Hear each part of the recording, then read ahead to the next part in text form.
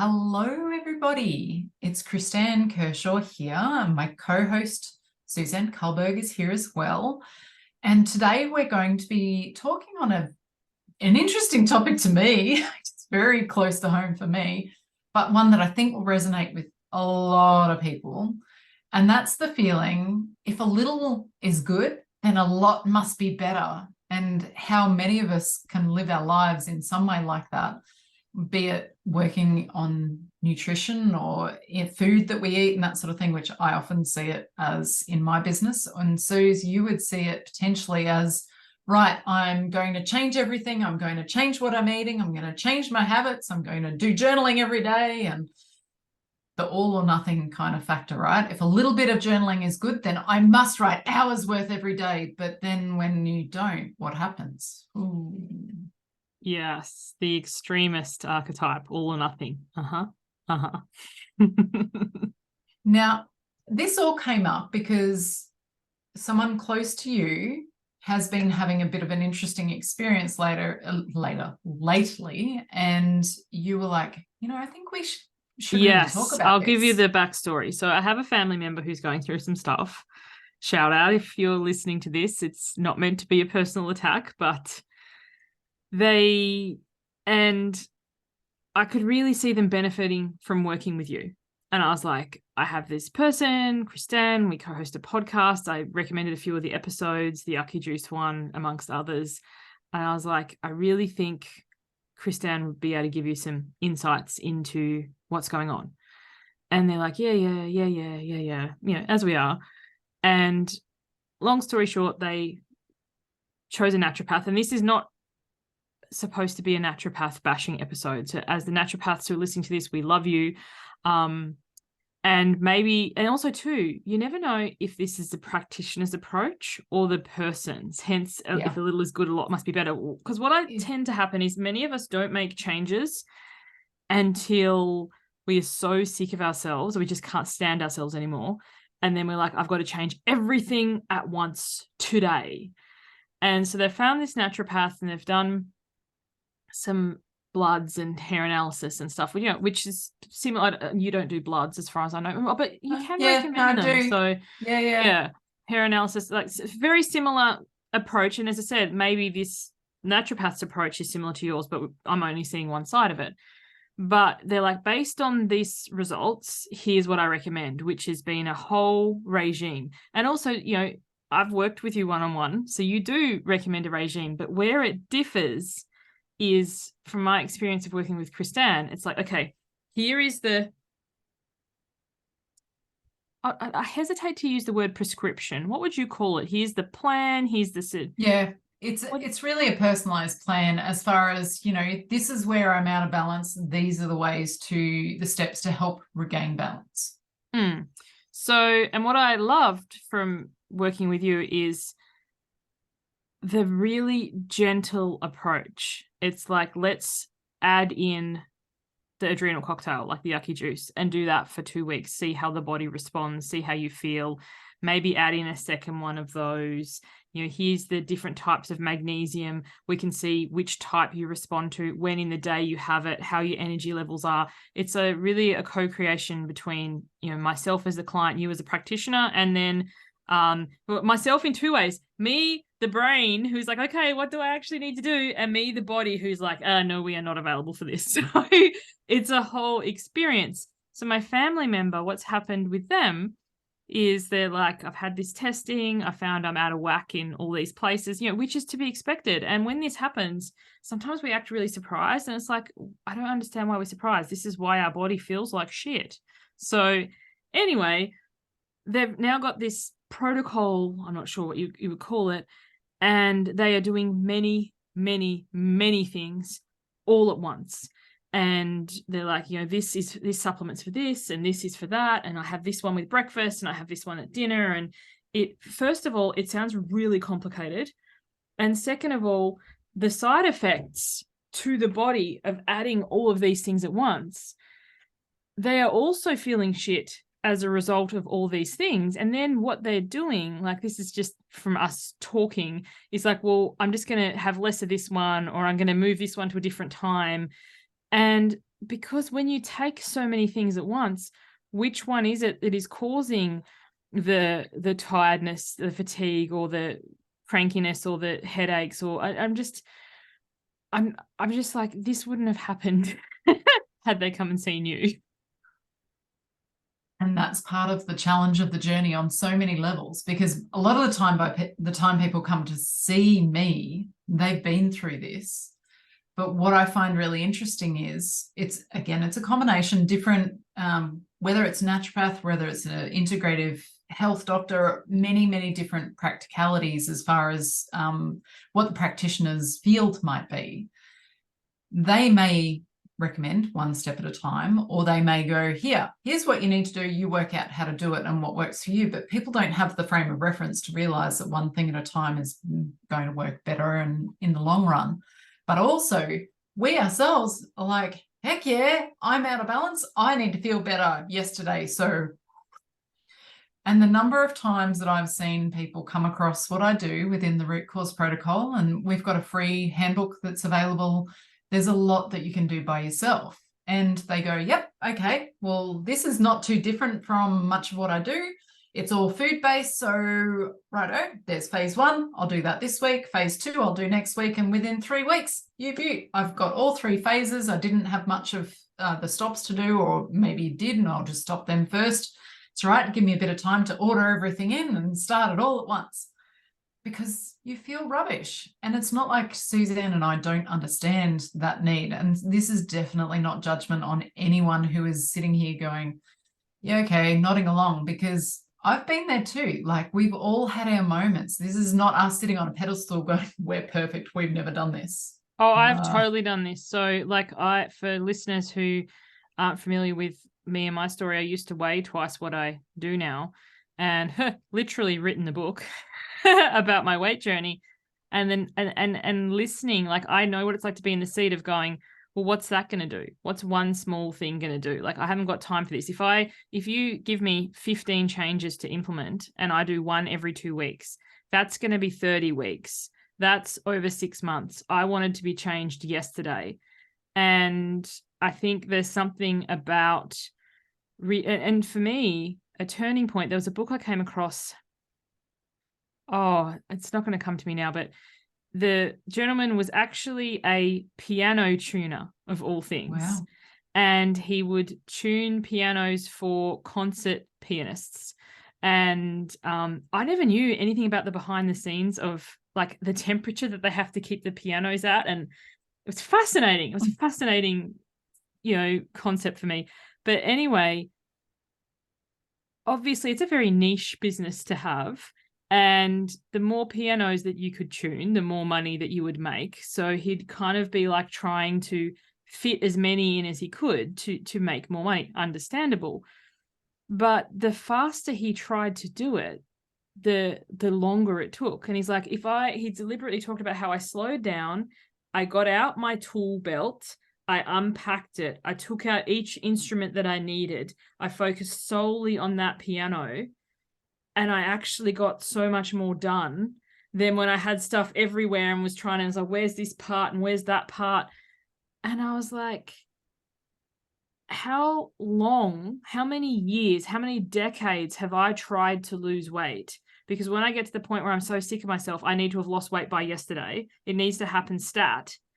And then it wasn't sustainable over the long term. So coming across that book, his name's Thomas something or other. And if I find it, I'll pop it in the show notes. But I think his book's called A Practicing Mind.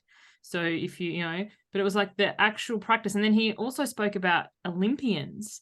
And he was saying that, I can't remember which country's team, but I think it was the USA team for like archery, is like how many tens or bullseyes or whatever you can get. And they focused on the result. Same as he used to focus on the result. How many pianos can I get through?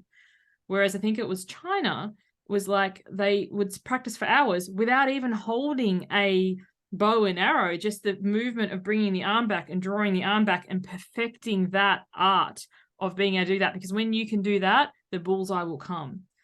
And how we apply this to our life, it's like, if I'm trying to lose weight and I'm focusing purely on the scales, a lot of factors can contribute to that. How much salt you have on board, how hydrated you are, what time of the month it is, what's happening with your bowels. So if you focus on, the input and output is in terms of nourishing food and healthy movement, the result that you desire on the scale will come, but it's a very different kind of forced thing. And that made me think of this whole process that people go through when they work with you to balance their minerals. Absolutely. And the thing is, when you've been sick for a long time, it's understandable you want to get better, and it may not even be sick. Many people could just be tired, or they may not have any raging symptoms, but it's something affecting your health and well-being. It may be that tiredness is affecting your ability to parent, to work, to whatever. Like, again, there's diversity there. But the flip side of this is, if it takes 6 months to build into these steps, like the great example that you gave before, Suze, it may take 6 months to implement some things that the RCP recommends, and may even be a year or more for the whole thing. But if you look at a lifetime worth of being out of balance, which a good majority of people have had, and that's the benefit of a one-to-one discussion on this and testing and that sort of thing, because you can start to piece together what your timeline looks like, then what's a year? By the time you get to that, at first, it seems like an absolute mountain, but you're chipping away at that 1 week at a time. And then if you're each time feeling a little bit better, or getting feedback going, yeah, this doesn't match with me right now, and getting, consulting feedback or looking at the notes from what we did or whatever it might be, getting ideas and inspiration on another way to do that. Or maybe that's a pause that right now and come back to it later, go on to the next thing. If you have something where it's one change at a time, you can see, hey, I'm actually feeling a bit better now, or I'm not really sure. I'm not feeling worse, but okay, let's go on with the next thing. And then you look back and go, hey, I'm getting deeper sleep right now, or I'm waking up feeling a bit more energetic, or, whatever your metrics might be, so to speak, that help you to see that there's been change. Those will come gradually, but then all of a sudden they snowball on reflection, typically, and go, I just managed to walk from here to here, and I never had the energy to do that distance. Where did that, it creeps up on you, the improvements you don't necessarily always realize. Whereas if you go and implement, like I said in the example before, and I know someone who had a client recently, actually, like your family member, Suze, where she implemented, there was a lot of healthy things in her life before, as far as things within the RCP that she was either aware of or may have been doing or not doing, as the case may be. Sometimes the things that people are adding, we've talked about it before, synthetic vitamin D, zincs, and that sort of thing, that are not part of food-based things, they can impact on our body's ability to do things optimally. So she didn't have, I don't think, many of those things to stop. It was pretty straightforward, but she brought in the entire RCP really quickly.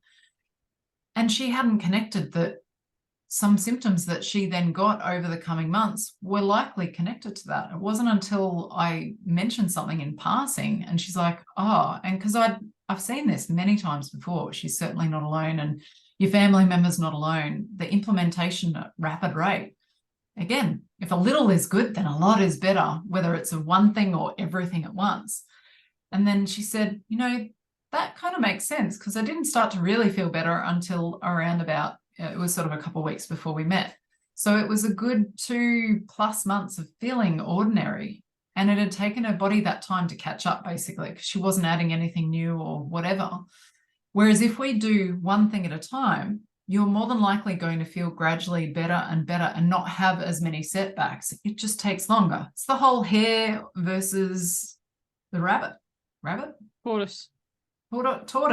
I'm like hare, rabbit. The other thing that was coming to me as you were just sharing then, that I don't think I'd ever really factored in, at least in this situation, is it's not only things that you're adding in, like, supplements, minerals, nutrients, and whatever, it's the rebound effect of the things that you're taking out. So if you are currently eating 2 family blocks of chocolate a day, no judgment to you, I've been there, and you go cold turkey on that, like, your body has gotten adapted to having that much sugar and caffeine and fat on board. It's going to respond to you suddenly not having it anymore. It's like people, it's like, what do they call sugar? White death, like, you know, like an addiction. People who stop drinking alcohol or stop taking, you know, drugs have withdrawals. So sometimes the body's withdrawal thing, as well as adding in this other stuff, is layered on. It's like caffeine.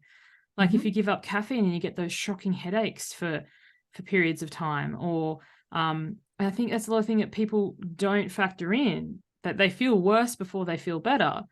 And even I know with your approach to, you know, decreasing caffeine and stuff, it isn't necessarily let's just cut this out, because the body is going to respond to that. And then we tend to, you know, back into the extremist, all or nothing, start having it again, because then we're not having a response to not having it. That's a double negative. Absolutely. I think it makes sense. Yeah. Yeah, for sure. And if you're introducing something new, again, I always say one new thing every 5 to 7 days is what I typically say. And for most people, the routine of having a day that you start, whether it's a Monday, whether it's a Saturday, wherever your new adjustment is, adding new items in or increasing something that you already have. The same thing goes for if you remove something, or if you add something and it doesn't sit right. You need to give your body some days before you start again. So whether it's that you wait until the next cycle, whenever, again, a Saturday or a Monday or whatever, to start the next thing, you need at least a few days to let your body settle from whatever it was and to start to feel better again, more where you were before you introduced the new thing. Because it could be, now, if it's a really strong response and it's a full body no, this just is not right for me right now, and it just feels not in alignment, then I would say pause it and you can come back to it later.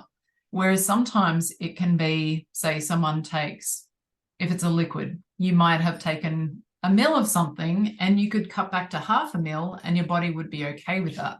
So this is where, again, in the one-to-one consult side of things, I really tailor it down to where my client is at. And the same with my team members. This is how we work. It's, I'm not prescribing. I'm working with you to reflect back and help you understand what's going on in your body, what the experiences are of myself or others that I know, whether it's clients or whatever, and helping you to then go, oh, well, I want to get curious and I think this is a good option for me. And then you are in control of that, and you are the guru of your own body and are making the choices. I'm not there, because each of us are different. What each of us needs at any given point in time is going to vary. High stress, you're probably going to need more of things, but if you're not used to it, you can't just suddenly increase it. What I was going to say, piggybacking on that and having been a client of yours and experienced this, is if I was going it alone, like, you know, when you recommend something or you go and pick something up, you tend to read the label, which, you know, I'm obviously follow the instructions, people. And there's one type of magnesium that you recommended for me that on the bottle says take 4 tablets a day. And you were like, well, we'll start with 1 and then we'll work up to that. And then we never reached 4 because my body was like, no, it feels comfortable on this dose. And there's another thing, I think they're called aminas or whatever, the liquid stuff. It says like drops. 1 teaspoon twice a day or something like that. I've never made it to that amount either. It's just half a teaspoon. That's the amount that feels good in my body. More than that doesn't feel good. But it's working with a practitioner. I think the real advantage, like, yeah, you can do this alone. But what I've loved about having support is to say, like, this is what I'm experiencing, and have the guidance of you saying, well, how about you move having that from the morning to the evening, or vice versa, or, you know, back it back to 3/4 of a teaspoon. Yeah, no, it really isn't. Half a teaspoon, just to have that person like in your corner to help you interpret your body signals, because so many of us are not in touch with our bodies anymore because we've dissociated for so long. Yeah. And culturally, we're all conditioned. And this is the thing, the people that are heading out there, it's like a bull at a gate going, yep, I need to do it all. I need to do it all yesterday. That's because we're conditioned to, you go to someone, it doesn't matter if it's a doctor, a dentist, a naturopath, or any other practitioner like that, or any other profession. You go to them, they're the trained specialists in that field. They tell you what to do. And you're not really encouraged to necessarily have any buying of that. And if you do show an interest, so often there can be a shutdown of, what do you know? Have you got your degree from Google or something? And it's coming from a defensive point of view. Whereas the whole goal of what the RCP does is really around this is where your body is at from looking at measurements and talking about where your stress is at, us teaching you what that translates to as far as metabolic pressure. And we meet you where you're at. Some people are really curious and want to know the science and go in depth, and others, we tailor it to exactly, we meet you where you're at. If science scares the bejesus out of you, don't worry, we won't go too scientific. We will give you other simpler examples. But at the end of the day, you need to know, I just want to feel better. What do I do? And so then we teach based on the premise of, to get the body in balance, to give the nutrients that everybody needs. And I think I've mentioned this before, but I'll mention it again. Sometimes I hear people say, but it's a one-size-fits-all protocol. How could that help me? Or how can that help the next person? And this is exactly why. Because we're not saying that everybody should have exactly this amount. It's start with a small amount, work your way up. Typically, this is what we find people do well on. But go your own path. I know people, so the aminos is 5 mils per day on the bottle. The handbook of the RCP is 20 drops, which I think is only, might be 40 drops per day actually, which is about half teaspoon. So shockingly, right where you're at. And for myself and my husband, we're at 1 teaspoon and a little bit, maybe 5 to 6 mils-ish per day. But I know someone who doesn't do any other type of mag and who uses 10 mils per day. And that's actually for her mum. And her mum's got all sorts of health stuff, and these symptoms are reversing. Her diabetes is not needing diabetes medication anymore. Like, there's big changes from relatively straightforward things, but it's been an adjustment time, and finding what works for the individual is key. I love that. And I love the mention of when we go to see somebody, an expert, a specialist, sometimes there is that assumption of like, you'll do what I say, and then there's no co-creation, there's no availability for your experience. And it just reminds me, I've just started watching this TV show called Shrinking on Apple TV. And the quote, I was just Googling it while you talked because it made me laugh so hard. There's a character in there called Paul, played by Harrison Ford, who has Parkinson's. Anyway, he goes to see the doctor, and the doctor's like, do you remember that talk we had about eating healthier? And Paul's like, I do. I ignored it. It just made me laugh so hard, because it's kind of like, are you wanting to work on this thing? Because there's so many areas in our life where other people have opinions or wants for us that, you know, we will just ignore until it's pressing for us. And it's kind of like, how had the doctor approached the talk differently? Like, for me personally, I was always told to lose weight. Like, I dreaded going to the doctor. I go to the doctor for, like, I swear, a broken finger, and they'd be talking about my weight. Like, what has that got to do with me falling over? Probably, maybe if I wasn't so fat, I wouldn't have fallen over. It sounds tongue in cheek, but anyone who has struggled with their weight, you guys know what I'm talking about. And anyway, when I had the issue with my back, like, I have a bilateral pars fracture in my back. So I was looking at spinal fusion surgery. The neurosurgeon, who's the most matter-of-fact person ever, like, wasn't fat shaming, wasn't anything like that. He was like, the approach will be more difficult at your current size. Like, I didn't feel like that was the lay of the land. I get that. However, if you drop weight, there's a 50% chance I won't even need to do this surgery at all. Because, you know, and he, just the way he spoke about it, he didn't say, here, you know, go lose weight. Like, you know, so it's about the conversation. So I loved in that thing, you know, do you remember the conversation we had about eating healthier? Yeah, I ignored it. So it was like, oh, it's how we approach something so that we're both buying into this, rather than this kind of, and that's what working with you is like. You're not the authority on any of your clients' bodies. They are. And as you said, a one size fits all approach, technically it is, but then it isn't, because it's the personalized application of that approach. But the thing is, I love how people say, well, how does this one size all fit everyone? Well, we're all humans, so we all need to, like, eat, sleep, and poop. So and And biochemically, we all need the same building blocks. No matter what human we are, we may need differing amounts of that. And depending on the latitude and longitude of where we are, as far as how much sun we get and how cold it gets in different seasons, for sure, there's going to be different nutrient needs for what is in the soil where our food grows. What we then transfer into us, the combination of different foods that we like and what our body really resonates with, that is going to vary without a shadow of a doubt. But at our core, our cells, at the mitochondria, they're the little energy wheelhouses inside our cells. They need the same building blocks for all of us. We've all got some sort of metabolic pathways which will convert energy, make ATP, make energy, aka mitochondria within cells. And we're all going to make metabolic byproducts, wastes, that we need to either recycle, if they're things that get recycled, because heaps in our body gets recycled for reuse, or we excrete it out through one way or another. And you all know that there's pee, there's poop, there's sweat. We breathe out some things like carbon dioxide. Like we all have that in common. So let's give us the building blocks and our different lifestyle choices, our stress. And you've heard me talk about that before, and today included.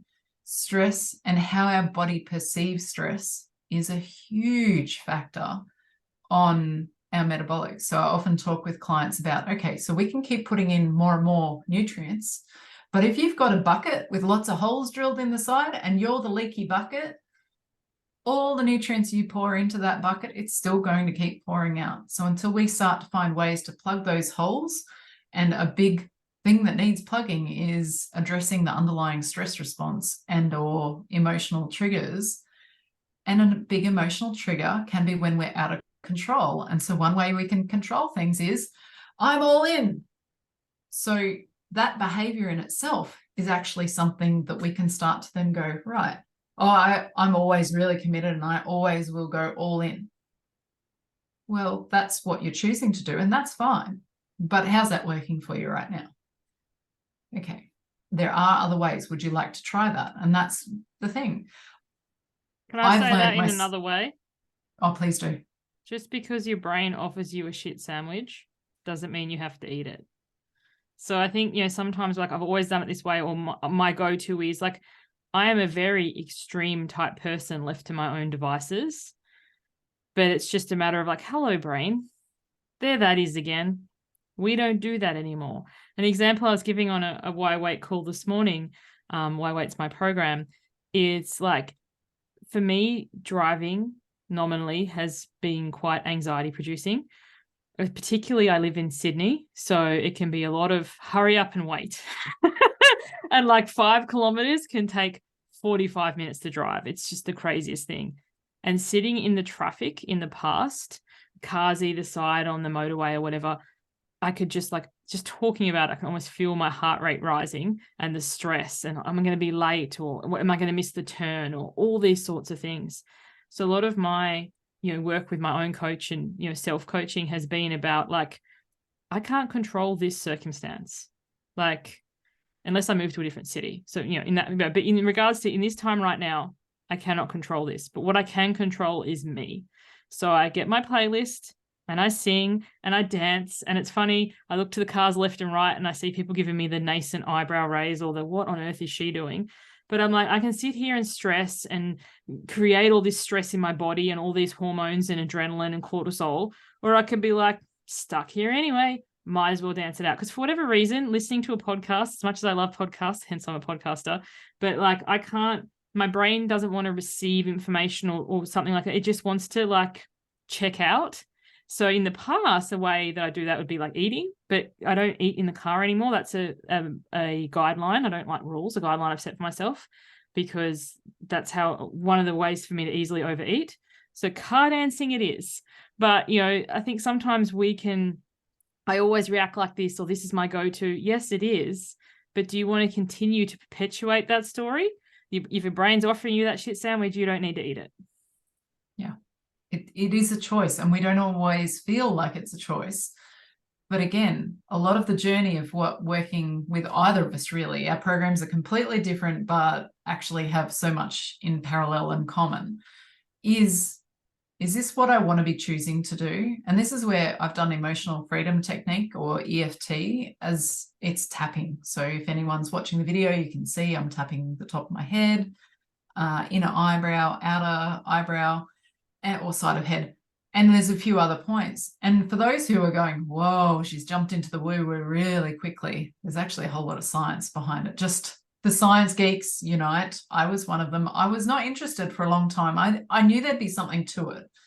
But honestly, when you feel your body just go, I don't have to choose that anymore, you don't realize how much you've been conditioned into the choices that you make over, again, societal choices or conditioning or family, or not feeling like you have a choice. Well, you really, really do often have a choice. And there may be more that are out there that you don't know. And that's what the coaching with me is about, is learning the different choices, both food, stress, how you manage your life. It's a life coaching thing where we educate.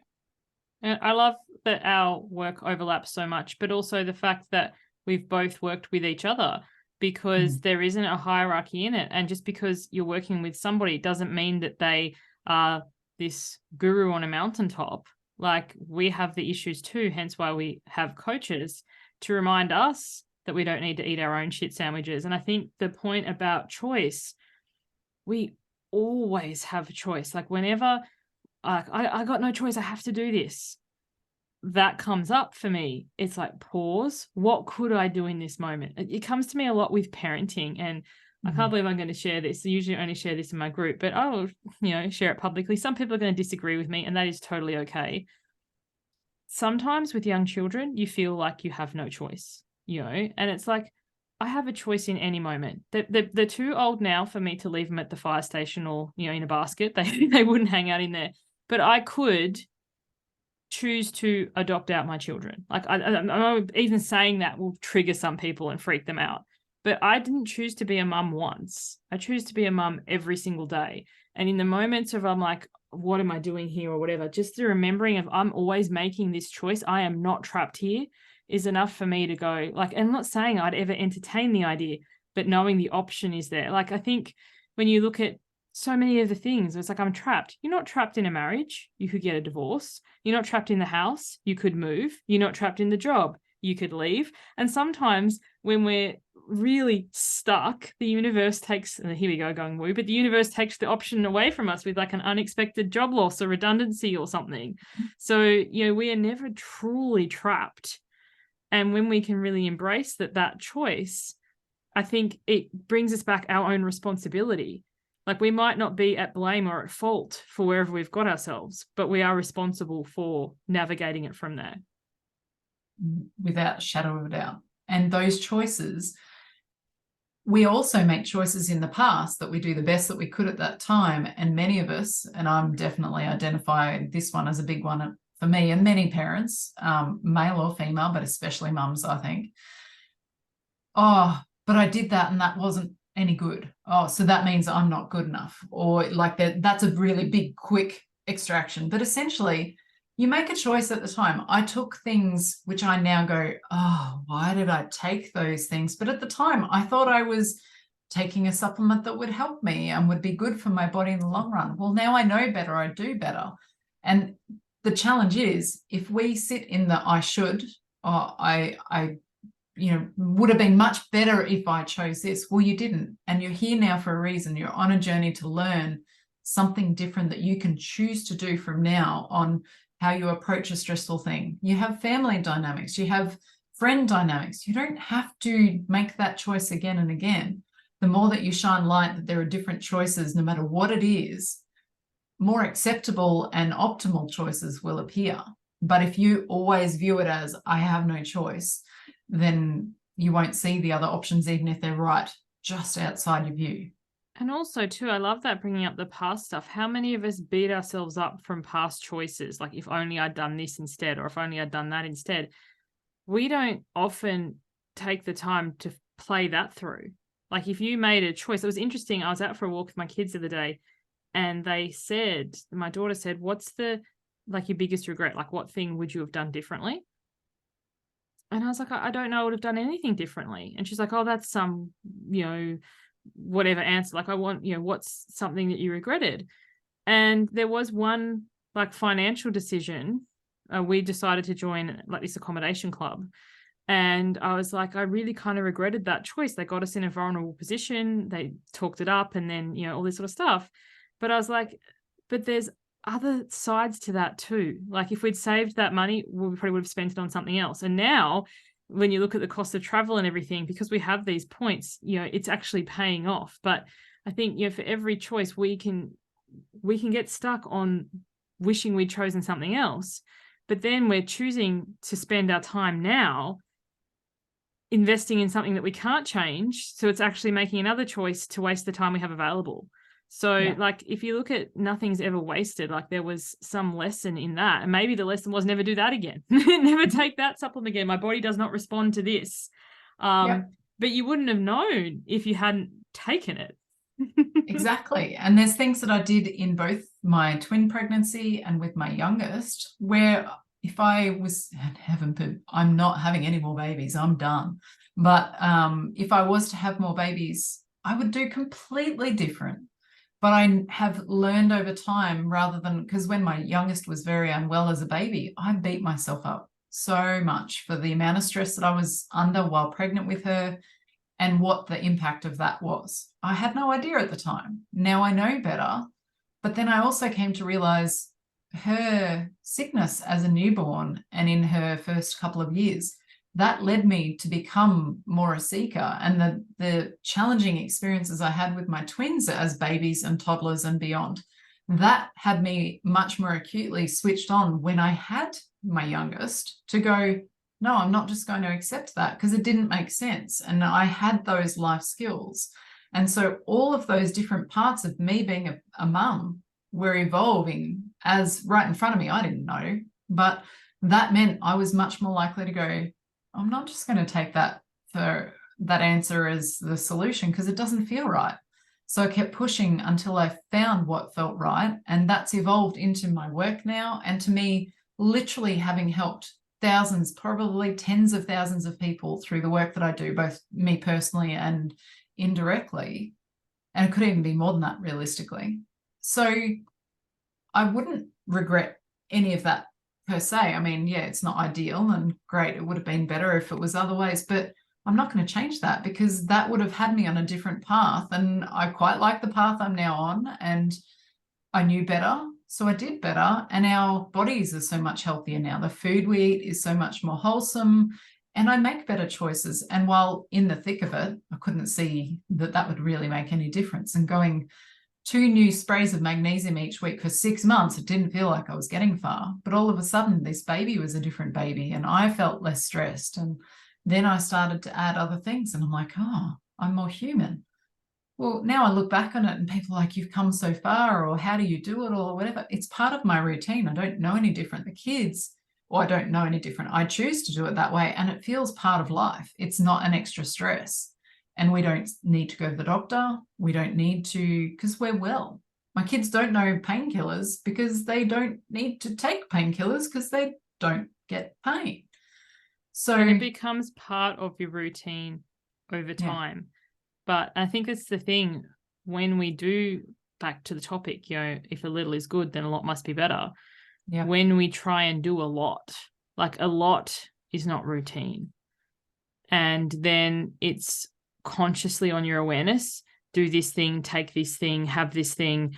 And it's a lot for the brain to remember. And we go into the whole parts of decision fatigue and overload and overwhelm. And then it all becomes too much and we don't sustain it. And then we don't have the results sustainably because we're not doing the thing anymore. Like when you look at the diet industry, like as an industry, and you see some of these things and you step back from it because you're not mired in it. It's like you do this until this point and then you stop doing this. Obviously, when you stop doing that, you're going to stop having the result.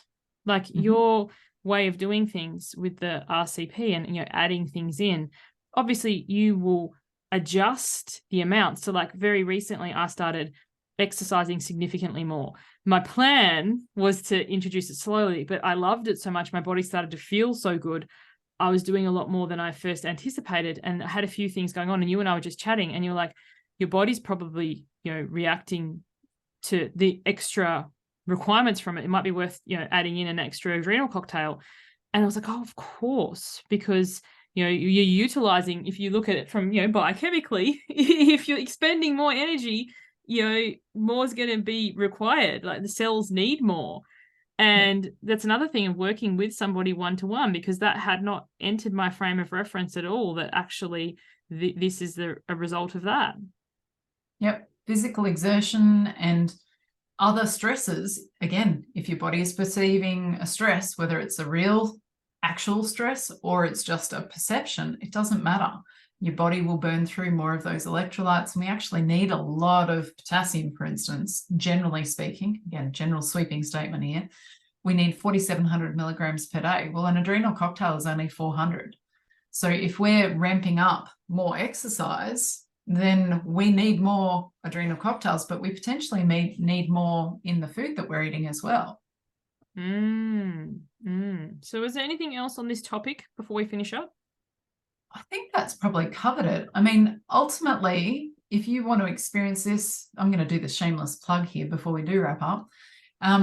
You can work with myself or other team members who are all amazing practitioners in their own right. And if you feel that you're a tricky situation, you've got a difficult scenario and that it needs more experience, and that maybe you look at the bios and you go, yeah, I want to work with Kristan, as long as you don't mind waiting, then that's fine. You can book in. But we've got something really awesome coming later this year, which is a bit exciting for me. And those watching the video will be seeing Suzanne bopping around, getting all excited too. There's actually going to be a membership coming for anyone who has been a client of myself or any of the team members later this year. And that means that if you've worked with us at least once in a one-to-one sense, you'll be able to join the membership and get all sorts of monthly inclusions within the membership, whereby you get Q&A time with me, where I can answer your questions. You'll get a monthly topic whereby we will either have a webinar where everyone can come and join in, or pre-recorded material made available. And we'll have a theme through the month so that you can learn more on that theme, as well as some other membership benefits that are pretty exciting, basically to help you get the most out of the efforts that you're doing. So you're not feeling like you're flying solo. It's not there to replace doing the one-to-one work, because we won't be doing results one-to-many or anything like that. It's really designed to help everybody on their journey, because what you're experiencing and what you go, hey, what you say, I've just tried this combination of the adrenal cocktail and it was amazing. It worked so well and blah, blah, blah. Someone else hears that in the group and goes, oh, that's a good idea, and asks a question, then everybody benefits. And if we're all sharing, it's really to build community as well, so that you can feel like you're not the crazy one doing these yucky juice drinks alone, or whatever the different things are. What's this beef liver stuff? Why do I need that again? You've got others who are there, and you've got that collective, because we know that getting information during the session is one thing, but feeling like in between times when you think of a little question that might help you, to be able to ask that and not have to email and wait. And then we don't have the scope to always answer all the emails in great detail. So it's going to be a way to get your answers between sessions with your client, your consultant as well. I love that. And just to iterate or make clear, when Kristan says herself or the team, she's talking about the supporting balance team. So if you check the show notes for the link to Kristan's website, that's the supporting balance website. And then there is the different consultants that work under that banner. And if you've had a, what do you call your package? Like, what is it called? It's not it's just also too, it's not just a call, they've done a session.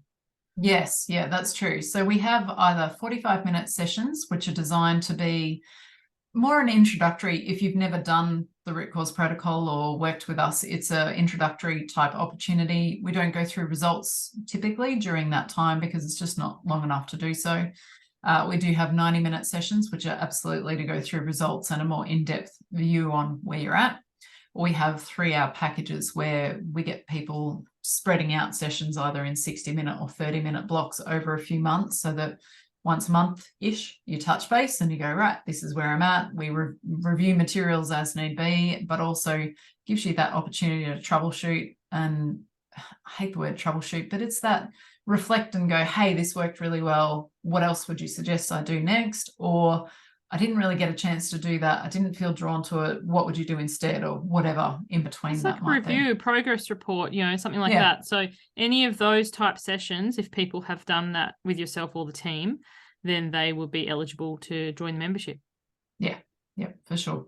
And moving forward, that's how we'll do it too. So if you haven't booked in yet, you can still book in and be able to join in as time goes by. If you're listening to this sometime beyond when it's first released, then if you book in a session, if you haven't already had one, then you will qualify as well. And if people aren't sure, like which session they should go for or what they should do, you guys have a 15-minute session. You want to talk about that as well, just so people know? Sure. Yeah.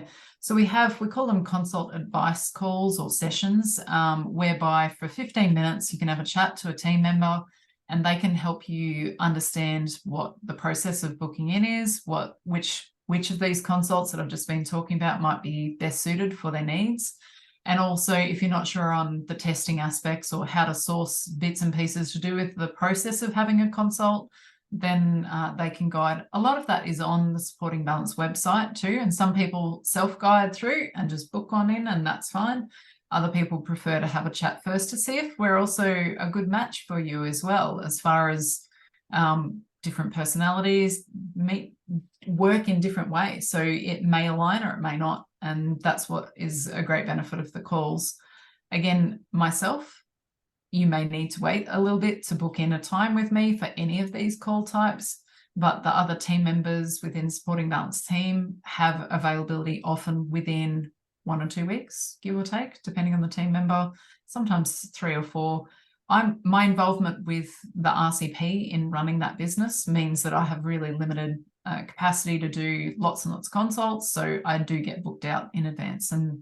But the other team members are amazing. So if they get stuck, they can get help from me anyway. But I pick people who are amazing to join my business. So there's a reason why they're there. Supporting Balance too, it's a team. So yeah, as you said, they're people that you have, vetted and also consult with. So if there's things that they need that help, that they will be in contact with you. So I really encourage anyone listening who's like, this is, piquing my interest, or it's been in the back burner of my mind, been listening to this podcast for a while.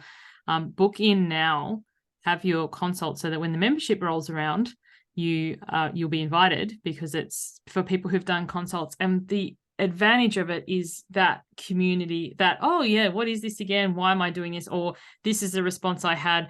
Like the support to make this daily sustainable changes in your life, the little by little by little, rather than that, all or nothing, on and off kind of approach, which, so many of us, no judgment, but so many of us have been going through and haven't had the sustainable results that we truly desire. Yeah, for sure. Beautiful. Thanks for wrapping it up for me there, Suze. You are most welcome. Well, I think that is everything that we needed to cover today. So thank you to everyone who's tuned in. If you've liked this episode, feel free to touch base with us, myself, through the methods that are with the show notes, or Suze. Either of us are very open to, if you resonated with something, it doesn't have to be that you book in with me. I mean, I would love it, or my team, but if something else has clicked and you've gone, hey, I'd really like to know more on blah, or you said this, never feel that you can't reach out, because sometimes that gives us inspiration to do another episode and that sort of thing. So give us a rating. We love the 5-star. Thanks. Yeah, no, your questions are really valuable to us. They give us content ideas, and yeah, your ratings and reviews is what allows us to grow our show. We're super excited seeing it making its way up the rankings for our newish podcast. So we really appreciate you taking the time to do that. So thank you, everybody, and we'll catch you on the next one. Bye for now.